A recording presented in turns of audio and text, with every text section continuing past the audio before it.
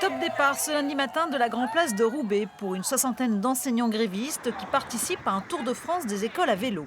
Du nord à l'Ille-et-Vilaine, en passant par la Marne, les Vosges ou encore les Bouches-du-Rhône, un voyage à vélo à travers l'Hexagone pour défendre une éducation plus égalitaire. Nous, ce qu'on veut, c'est apporter des solutions, c'est être dans le positif, dans le constructif. Et on sait que, voilà, avec ce petit peloton, on va faire parler de nous, on va pouvoir donner nos idées et ça va être positif. 12 villes parcourues pour 12 thématiques abordées à l'arrivée de chaque étape. Photographie d'une école qui va mal.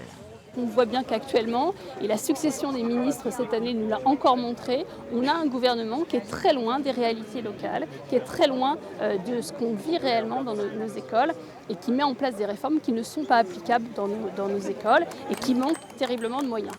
Une situation trop souvent vécue par les enseignants comme du mépris de la part du gouvernement.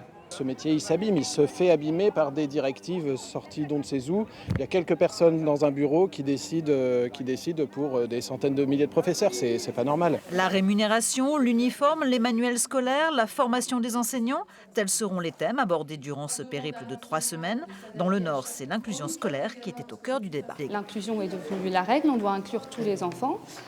Sauf qu'elle est faite sans moyens supplémentaires, parce que là, ce qui se passe, c'est qu'on inclut certes des enfants qui peuvent avoir des grosses pathologies parfois ou des grosses difficultés.